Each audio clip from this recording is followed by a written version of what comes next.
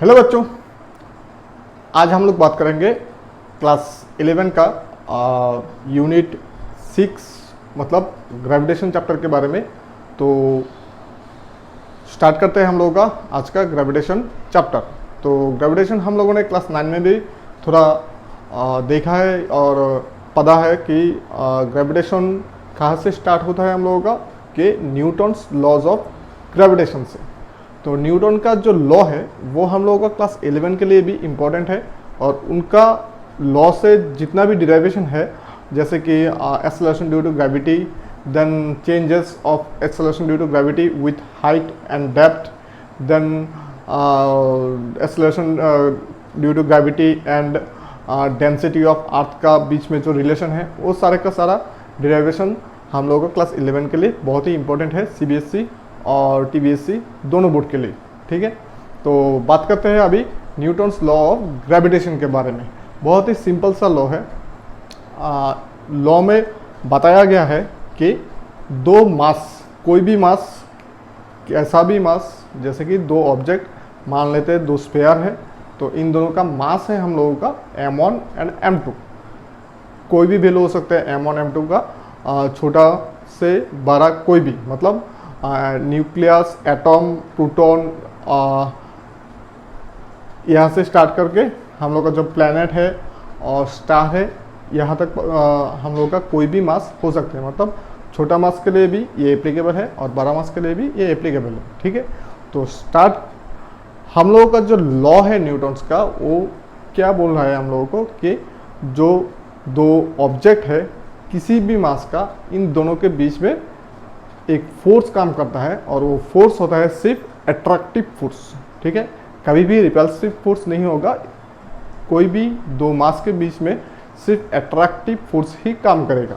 ठीक है, और देन ये जो फोर्स है ये इन दोनों का जो मास है उसका मल्टीप्लिकेशन के साथ डायरेक्टली प्रोपोर्शनल है। और देन सेकेंड लॉ जो है, इन दोनों मास का बीच में जो डिस्टेंस है उसके साथ स्क्वायर पे इन्वर्सली प्रोपोर्शनल है। ठीक है, तो इसको अगर हम लोग फिगर पे थोड़ा डिस्क्राइब करेंगे तो दो मास ले लेते हैं हम लोग m1 एंड m2, जैसे कि a एंड b दो स्फीयर मान लिया जिसका मास है m1 एंड m2। इन दोनों का बीच में डिस्टेंस है हम लोगों के लिए r, ये हम लोगों ने एज्यूम किया है। ठीक है, a एंड b के बीच में है डिस्टेंस r। देन न्यूटन क्या बोला है कि इन दोनों का बीच में जो फोर्स है F, ये F होगा हम लोगों का directly proportional to the m1 m2 and proportional to the 1/r²। मतलब दोनों का जो मास है उसके साथ डायरेक्टली प्रोपोर्शनल होगा और बीच का जो डिस्टेंस है उसके साथ इन्वर्सली प्रोपोर्शनल होगा, वो भी टू द पावर 2। देन और भी कुछ कहा है हम लोगों का जो न्यूटन है, क्या कहा है, ये जो फोर्स है वो मीडियम इंडिपेंडेंट है। मतलब दोनों मास के बीच में कोई भी मीडियम हो, ग्लास, ग्लिसरीन, ऑयल, लिक्विड, कोई भी लिक्विड, कोई भी सॉलिड, कोई भी गैस, दोनों का जो बीच का जो फोर्स है उस पर कोई भी इफेक्ट नहीं होगा। ठीक है, ये मतलब मीडियम इंडिपेंडेंट है। ठीक है, देन इन दोनों का जो फोर्स है वो सेंटर टू सेंटर होगा। ठीक है, सेंटर टू सेंटर मीन्स इसका सेंटर ऑफ मास मान लेते हैं, जनरली स्फीयर का होता है सेंटर पे, इसका भी सेंटर पे, तो directly centre to centre straight line पे होगा। नहीं तो जैसे कि यहाँ से यहाँ तक या फिर इस जिगजैग पाथ में भी हो सकता था जो अट्रैक्टिव फोर्स, लेकिन ऐसा नहीं होगा, वो directly straight line and centre to centre directly force काम करेगा। ठीक है, तो ये सब कहा था न्यूटन ने उसके लॉ पे। तो फिलहाल इन दोनों को अगर हम लोग जोड़ देते हैं, इसको डाल देते हैं इक्वेशन 1, इसको डाल देते हैं equation 2, then combining equation 1 and 2 we get F is directly proportional to m1 m2 by r²। Okay, then if we remove the proportional sign and put equals to, we need to put a constant. Here is the constant is capital G and G means the gravitational constant. Okay, G is the gravitational constant. Then G m1 m2 by r²। Okay, तो finally we derive the equation of Newton's law of gravitation. Here g is gravitational constant, gravitational constant, and its value is in SI 6.67 into 10 to the power minus 11 Newton meter square per kg square. Okay, तो यहाँ पर G है हम लोगों का gravitational constant. तो यहाँ से हम लोग G का जो है उसका हम लोग क्या बोलते हैं इसको, डेफिनेशन भी हम लोग इस इक्वेशन से दे सकते हैं. कैसे दे सकते हैं, जैसे कि G इक्वल्स टू क्या था हम लोगों का, F R square by M1 M2. Then if we put R equals to 1, M1 equals to 1, M2 equals to 1, then we get G equals to F.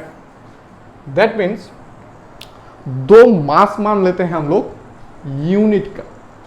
Unit क्यों, क्योंकि यहाँ पर M1 M2 1 हम लोगों ने एज्यूम किया है, दो यूनिट मास, एंड उसका बीच में अगर यूनिट डिस्टेंस होता है तब दोनों के बीच में जो अट्रैक्टिव फोर्स काम करेगा F, वो होगा हम लोगों का ग्रेविटेशनल कांस्टेंट.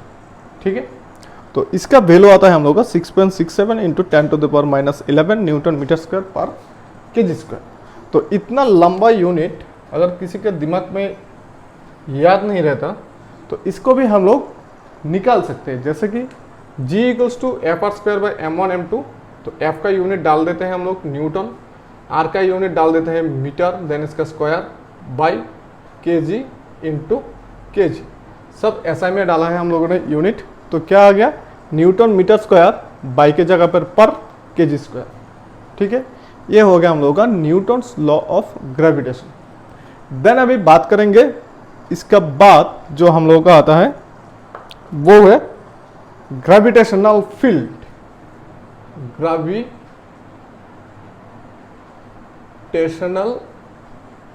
फील्ड जो हम लोगों का एक्सेलरेशन ड्यू टू ग्रेविटी का काम करता है. तो पहले हम लोग इसका क्या बोलते हैं इसको, डेफिनेशन को समझते हैं कि ग्रेविटेशनल फील्ड एक्चुअली है क्या. फिर हम लोग डिराइव करेंगे ग्रेविटेशनल फील्ड इंटेंसिटी. तो ग्रेविटेशनल फील्ड एक्चुअली है क्या, जैसे कि कोई भी एक मास मान लेते हैं हम लोग, कोई भी मास, बड़ा देने से थोड़ा सा प्रॉब्लम होगा, छोटा पॉइंट ऑब्जेक्ट मान लेते हैं हम लोग, कोई भी एक पॉइंट ऑब्जेक्ट. ठीक है, ये हो गया हम लोगों का पॉइंट ऑब्जेक्ट जिसका मास है m. ठीक है, तो यहां पर एक मास होने से इसका सराउंडिंग्स पे कुछ इसका खुद का एक एरिया होगा जहां पर इसका जो फोर्स है, अट्रैक्टिव फोर्स, वो काम करेगा. उस एरिया के बाहर इसका फोर्स जो है वो काम नहीं करेगा. ठीक है, जैसे कि मान लेते हैं इसको इजी लैंग्वेज में, इजी एग्जांपल के लिए मैं दो मैग्नेट मान लेता हूं कि एक मैग्नेट अगर मैं अपने यहाँ पर रखूं, जैसे कि तुम लोग वीडियो देख रहे हो, तो यहाँ पर अगर मैं एक मैग्नेट पकड़ूं और तुम्हारे घर पे अगर एक आयरन का टुकड़ा या लोहे का टुकड़ा या फिर दूसरा मैग्नेट होगा, तो मेरा मैग्नेट और तुम्हारा जो मैग्नेट और आयरन है इसका बीच में कोई भी अट्रैक्शन फोर्स काम नहीं करेगा, क्योंकि इन दोनों के बीच में डिस्टेंस बहुत ज़्यादा है. लेकिन यहाँ पर एक मैग्नेट, यहाँ पर एक आयरन रखने से दोनों के बीच में अट्रैक्शन जो है वो काम करेगा. मतलब इस मैग्नेट का भी एक पर्टिकुलर एरिया है जहाँ पर ये अट्रैक्टिव और रिपल्सिव फोर्स काम करता है. इसको बोलते हैं मैग्नेटिक फील्ड. सिमिलरली कोई भी मास का अपना एक फील्ड होता है जहाँ पर दूसरा मास आने से ये इसको अट्रैक्ट करते हैं, उसको बोलते हैं इसका ग्रेविटेशनल फील्ड. ठीक है, तो ग्रेविटेशनल फील्ड इंटेंसिटी क्या है, तो इसका जो ग्रेविटेशनल फील्ड है, मैंने मान लिया कि इस स्फीयर में जो पॉइंट ऑब्जेक्ट है इसका ग्रेविटेशनल फील्ड जो है वो इस एरिया में डिस्ट्रीब्यूट है. ठीक है, इस एरिया के बाहर इसका फील्ड काम नहीं करता. तो इंटेंसिटी हम लोग कैसे निकालेंगे, ग्रेविटेशनल फील्ड इंटेंसिटी निकालने के लिए हम लोगों को क्या करना पड़ेगा, एक +1 ऑब्जेक्ट को इसका फील्ड पे लेके आना होगा. तो और इन दोनों के बीच में अभी जो अट्रैक्शन होगा, जो फोर्स काम करेगा, वही होगा इसका ग्रेविटेशनल फील्ड इंटेंसिटी। ठीक है, तो देखते हैं इन दोनों के बीच में क्या फोर्स काम करते हैं। तो इन दोनों के बीच में अगर मैंने डिस्टेंस r मान लिया, तो from Newton's law of gravitation F equals to g m1 m2 by are square, इन दोनों मास के लिए अभी m1 के जगह पर हम लोग डाल देते हैं m, m2 के जगह पर होगा +1 और r के जगह पर तो r ही होगा, तो then gm by are square, ये होगा हम लोग का ग्रेविटेशनल फील्ड, जिसको डिनोट करते हैं हम लोग E से। ठीक है, तो E इक्वल्स टू क्या आ गया हम लोग का gm बाई आर स्क्वायर, और E क्या है, E है हम लोग का ग्रेविटेशनल फील्ड इंटेंसिटी। देन इसके साथ सिमिलर है हम लोगों का एक्सेलरेशन ड्यू टू ग्रेविटी। अभी एक्सेलरेशन ड्यू टू ग्रेविटी के लिए हम लोग क्या करेंगे, किसका निकालेंगे एक्सेलरेशन ड्यू टू ग्रेविटी, अर्थ का। तो हम लोगों ने यहाँ पर एक अर्थ ड्रॉ कर लिया जिसका सेंटर है यहाँ पर O पे और इसका मास है कैपिटल M। ठीक है, तो एक्सेलरेशन ड्यू टू का डेफिनेशन क्या है, कोई भी ऑब्जेक्ट अगर सरफेस ऑफ अर्थ में होगा तो उसका सेंटर की तरफ एक अट्रैक्टिव फोर्स काम करता है, उसको बोलते हैं अर्थ का ग्रेविटेशनल फोर्स। ठीक है, तो एक्सेलरेशन ड्यू टू ग्रेविटी क्या है, उस फोर्स के कारण कोई भी ऑब्जेक्ट पे जो एक्सेलरेशन दिखाई देता है उसको बोलते हैं एक्सेलरेशन ड्यू टू ग्रेविटी। तो ये हो गया हम लोगों का अर्थ, जिसका मास है सेंटर पे, हम लोगों ने एज्यूम किया है।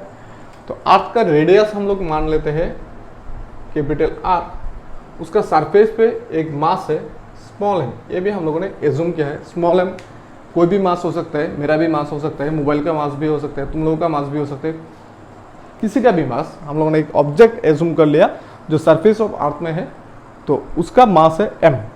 अभी इन दोनों के बीच में जो फोर्स काम करेगा वो क्या होगा, इस फॉर्मूला से अगर हम लोग लिखते हैं F equals to ji M M by are square, ये फोर्स जो है वो काम करेगा। m1 के जगह पर कैपिटल M, m2 की जगह पर स्मॉल m और r की जगह पर कैपिटल R। अभी हम लोगों ने न्यूटन्स लॉ ऑफ मोशन में पढ़ा है कि F इक्वल्स टू क्या होता है mg। ठीक है, क्यों होता है F इक्वल्स टू mg, जो इसका ग्रेविटेशनल फोर्स है, जो अर्थ इसको अट्रैक्ट करते हैं उसका सेंटर की तरफ, वही होता है इसका वेट। ठीक है, फिर से रिपीट करता हूं, कोई भी ऑब्जेक्ट को अर्थ अपनी तरफ एक फोर्स से अट्रैक्ट करते हैं, वो फोर्स ही जो होता है इसका वेट। ठीक है, तो F इक्वल्स टू mg हम लोग लिख सकते हैं, जहां पर g होता है acceleration due to gravity, then g m by are square, m cancel, then g equals to G M by are square. ठीक है, ये होता है एक्सेलरेशन ड्यू टू ग्रेविटी का एक्सप्रेशन। फिर से रिपीट करता हूं, यहाँ पर F इक्वल्स टू mg जो है, F होता है कोई भी ऑब्जेक्ट को अर्थ कितना फोर्स से अपनी तरफ अट्रैक्ट कर रहा है, और उस अट्रैक्शन की वजह से ही ऑब्जेक्ट में क्रिएट होता है वेट। तो F इक्वल्स टू होता है mg। Generally F equals to होता है ma। तो यहाँ पर a मीन्स एक्सेलरेशन, और यहाँ पर एक्सेलरेशन क्या है, सिर्फ एक ही एक्सेलरेशन है, वो है एक्सेलरेशन ड्यू टू ग्रेविटी, इसलिए हम लोग F इक्वल्स टू mg यहाँ पर लिख सकते हैं। ठीक है, ये हो गया हम लोग का एक्सेलरेशन ड्यू टू ग्रेविटी।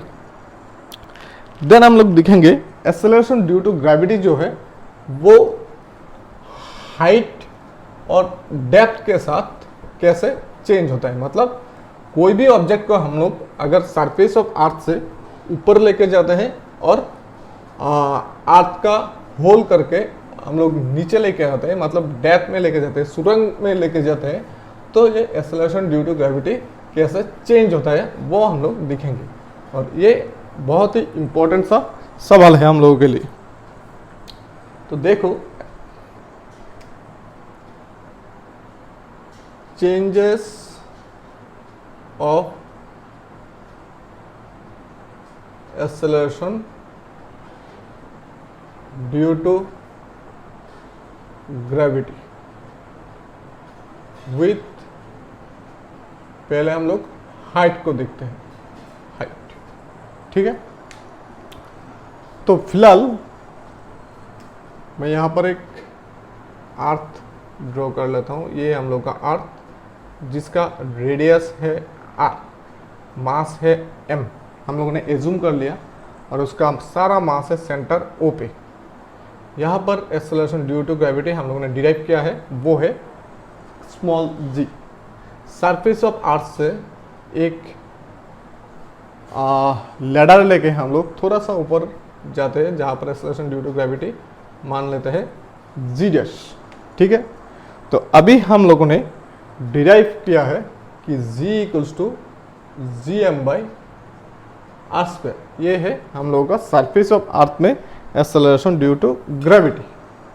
अभी इसके साथ सिमिलरली हम लोग लिख सकते हैं g dash equals to G M by, ये जो हाइट है इसको हम लोग h मान लेते हैं, मतलब सरफेस ऑफ अर्थ से हम लोगों ने h हाइट पे एक्सेलरेशन ड्यू टू ग्रेविटी निकालेंगे। और h हाइट कहाँ से आया है, मान लेते हैं हम लोग बुर्ज खलीफा के ऊपर में चढ़ा है, तो जिसका हाइट है h, या फिर कोई भी बिल्डिंग मान लो, कोई भी पेड़ मान लो, कोई भी कुछ भी मान लो, जहाँ से हम लोग थोड़ा सा सरफेस ऑफ अर्थ से ऊपर में गया है, तो इसका हाइट है h।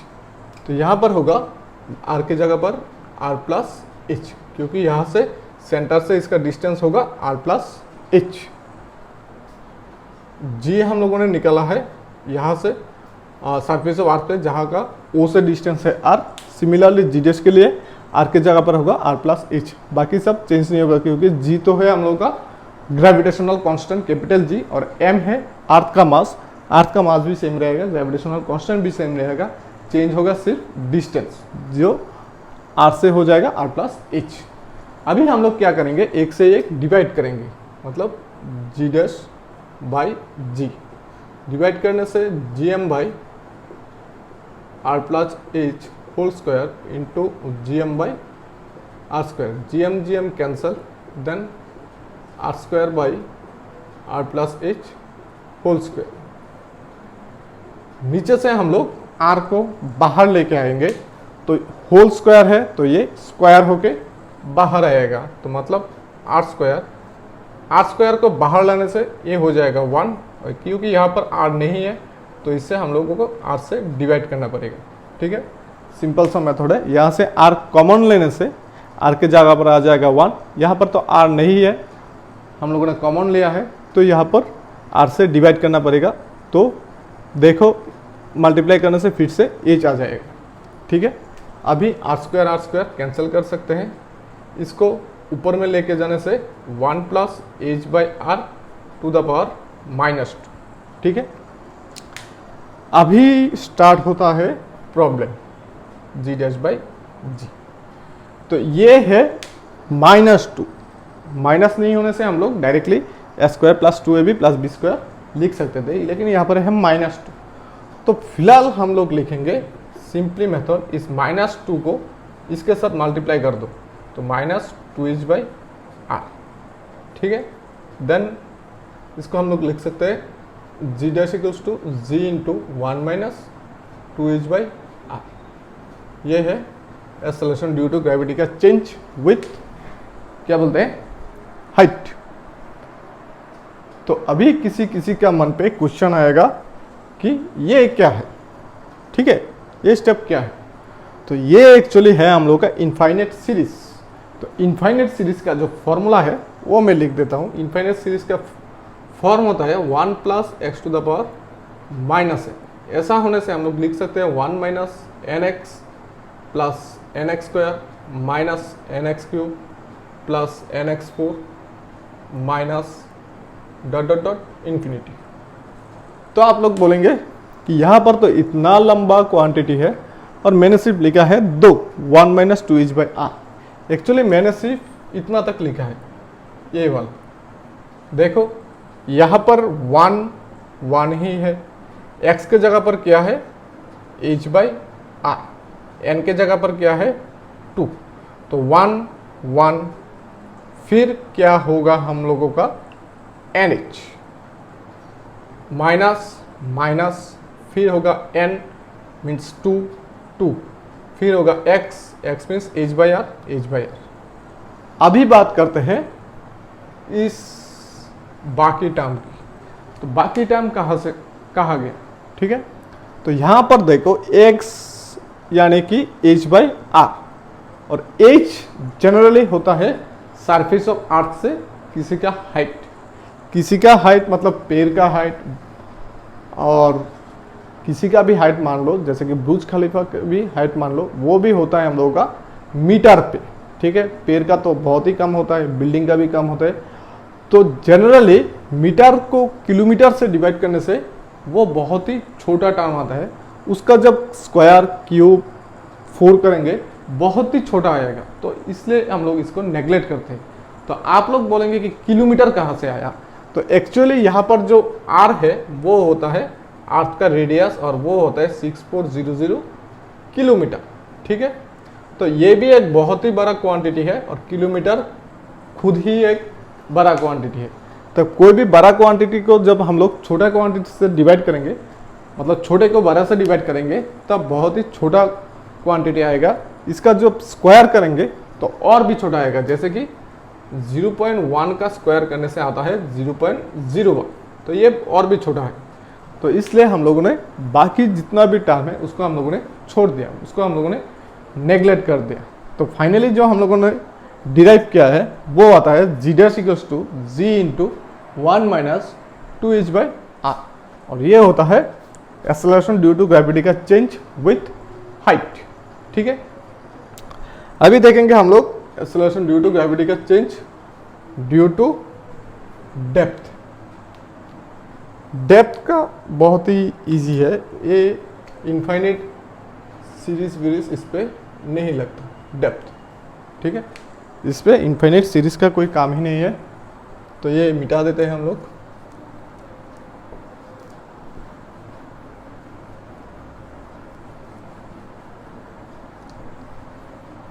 डेप्थ के लिए जो चाहिए वो है हम लोगों का अर्थ का डेंसिटी। तो देखो ये हो गया हम लोगों का अर्थ, ये हो गया इसका रेडियस r और इसका मास m। अभी इसका डेंसिटी मान लेते हैं रो, इस सिंबल को क्या बोलते हैं, रो, ठीक है। डेंसिटी हम लोगों ने मान लिया है रो।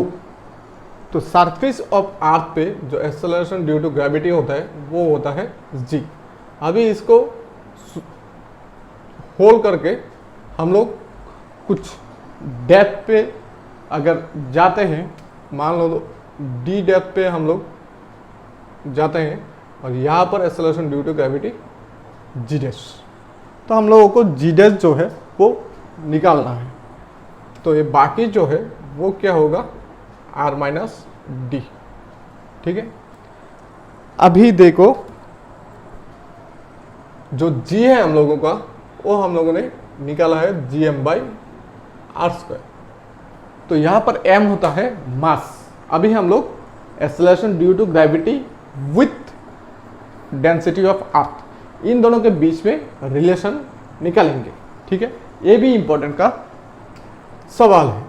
तो g by are square mass यानी कि volume into density, v into rho, जहाँ पर v होता है अर्थ का volume, volume of earth, then rho होता है डेंसिटी ऑफ अर्थ, ठीक है। तो अर्थ को अगर हम लोग यूनिफॉर्मली स्फीयर एज्यूम करते हैं तो इसका जो वॉल्यूम है वो आएगा, स्फीयर का वॉल्यूम जो सबको पता नहीं है वो होता है 4/3 पाई आर क्यूब। ये हम लोगों ने क्लास 7 में पढ़ा है, ठीक है।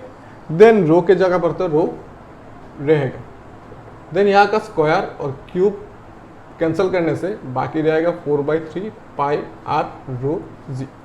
ये होता है हम लोग का acceleration due to gravity and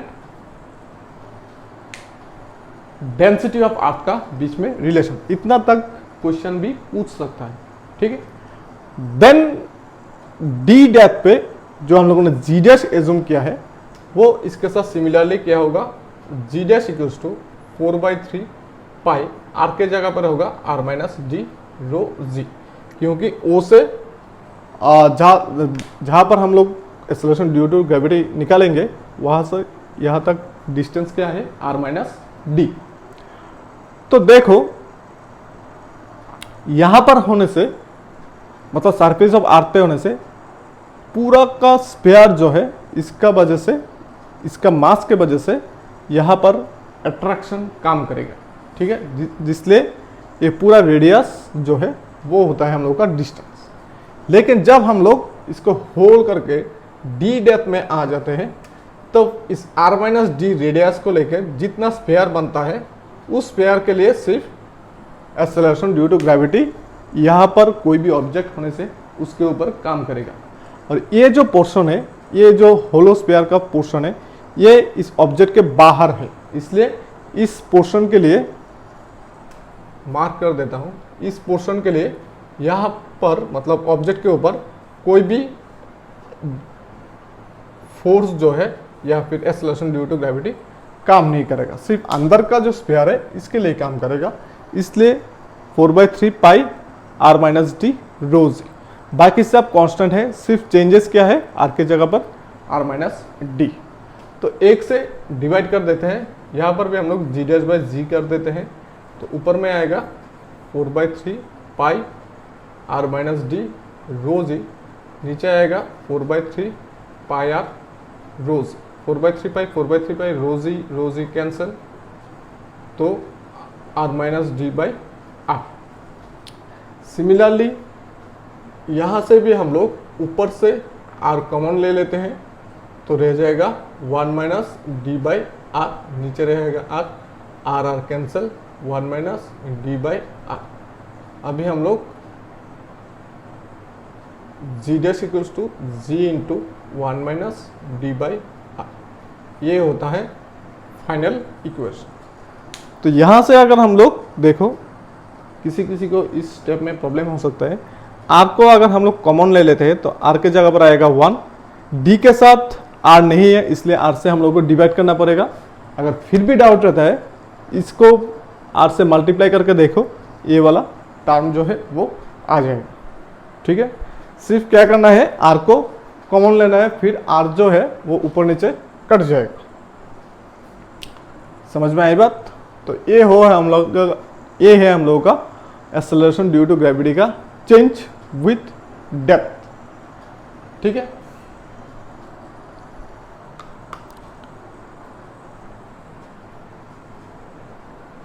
फिर एक है, ये भी समझा देता हूं कि एक्सेलरेशन ड्यू टू ग्रेविटी जो चेंज होता है वो और एक रीजन के लिए भी चेंज होता है, और वो है रोटेशन ऑफ अर्थ, ठीक है।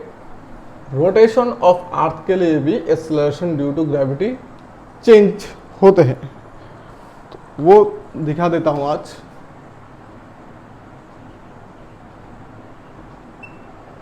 रोटेशन ऑफ अर्थ,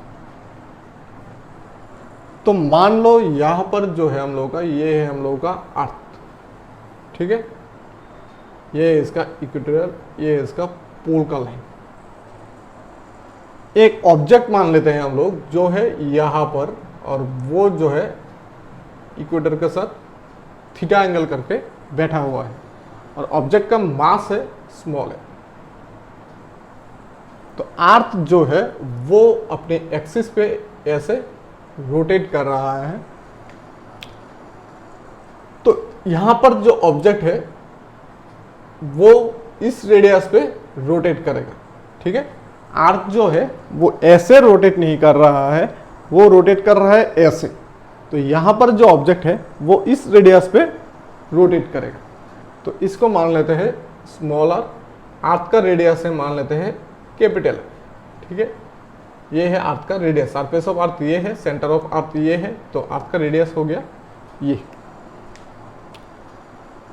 अभी देखो इसके लिए जो सेंट्रीपेटल फोर्स है वो इस डायरेक्शन पे काम करेगा, और वो है m ओमेगा स्क्वायर आर। ये है सेंट्रीपेटल फोर्स का रिलेशन। एक्चुअली सेंट्रीपेटल फोर्स का जो एक्सप्रेशन है वो है हम लोगों का F equals to M V square by R, जो हम लोगों ने फ्रिक्शन चैप्टर में देखा था और सर्कुलर मोशन पे भी देखा है। और फिर सर्कुलर मोशन पे भी एक रिलेशन है v equals to R omega. तो यहाँ पर v के जगह पर ओमेगा डालने से आर ओमेगा, तो आर स्क्वायर ओमेगा स्क्वायर, एक आर कट जाएगा, रह जाएगा एम ओमेगा स्क्वायर आर। हम लोगों ने यहाँ पर ओमेगा क्यों लिखा है, हम लोगों ने एज्यूम किया है कि आर जो है वो ओमेगा यूनिफॉर्म वेलोसिटी से रोटेट कर रहा है। ठीक है, आर्क का जो रोटेशनल स्पीड है वो है ओमेगा। तो ये थीटा होने से ये होगा थीटा, ये होगा थीटा। ठीक है, एक है अल्टरनेट एंगल और एक है opposite angle, vertically opposite angle. ठीक है, तो यहां पर जो है इस डायरेक्शन पे आएगा हम लोगों का M omega square are cos theta, क्योंकि थीटा है इस तरफ, तो अलोंग थीटा होता है कॉस और उसका परपेंडिकुलर होता है साइन। हो गया। तो इस जगह पर अगर अर्थ का रोटेशन ना होता तो उसका वेट जो है वो mg इस डायरेक्शन पे काम करता अलोंग सेंटर ऑफ अर्थ। लेकिन अर्थ का रोटेशन के वजह से ऑपोजिट डायरेक्शन पे एक फोर्स काम कर रहा है, इसलिए इसका वेट जो है वो थोड़ा सा डिक्रीज होगा। तो उसका एपियरेंट वेट जो है वो होगा M ji dash equals to real weight होना था एम जी। इससे हम लोगों को ये जो है ये माइनस करना पड़ेगा, मतलब सेंट्रीपेटल फोर्स का M omega square are cos theta. ठीक है, तो इस ट्रायंगल से हम लोग आर इक्वल्स टू निकालते गए। तो यहाँ पर हम लोग कॉस थीटा करते हैं इस ट्रायंगल से ओ ए बी, ये ट्रायंगल से कॉस थीटा करने से cos theta means base by hypotenuse, base by hypotenuse means r by r. तो r equals to r cos theta. तो यहाँ पर आर के जगह पर हम लोग लिखेंगे r cos theta means capital r cos theta. तो m g minus m omega square are cos theta into cos theta cos square theta. तो यहाँ से हम लोग m ji dash equals to m g common ले लेते हैं, one minus M तो है लेकिन सेकंड वाला क्वांटिटी में जी नहीं है, इसलिए हम लोग जी से डिवाइड कर देंगे तो आ जाएगा omega square R by G cos square theta. M M cancel, that is G dash equals to ji into one minus omega square R by G cos theta. ये है हम लोगों का एक्सेलरेशन ड्यू टू ग्रेविटी का changes with rotation of earth. अगर rotation ना होता तो acceleration due to gravity directly G होता, लेकिन रोटेशन के वजह से ये जो टर्म है ये माइनस हो रहा है, मतलब acceleration due to gravity change हो रहा है। ठीक है, तो आज के लिए इतना ही काफ़ी है, ये जल्दी से पढ़ लो और उसका बाद मतलब नेक्स्ट वीडियो में हम लोग डिस्कस करेंगे ग्रेविटेशनल पोटेंशियल के बारे में, फिर ग्रेविटेशनल पोटेंशियल एनर्जी के बारे में, फिर एस्केप वेलोसिटी के बारे में। तो इन तीनों में कैलकुलस यूज होता है, मतलब इंटीग्रेशन यूज होता है। तो इंटीग्रेशन पार्ट मैथमेटिक्स बुक से थोड़ा सा बेसिक नॉलेज पढ़ लो तो नेक्स्ट वीडियो के लिए बहुत ही आसानी होगी। ठीक है, तो मिलते हैं नेक्स्ट वीडियो में, तब तक के लिए बाय बाय।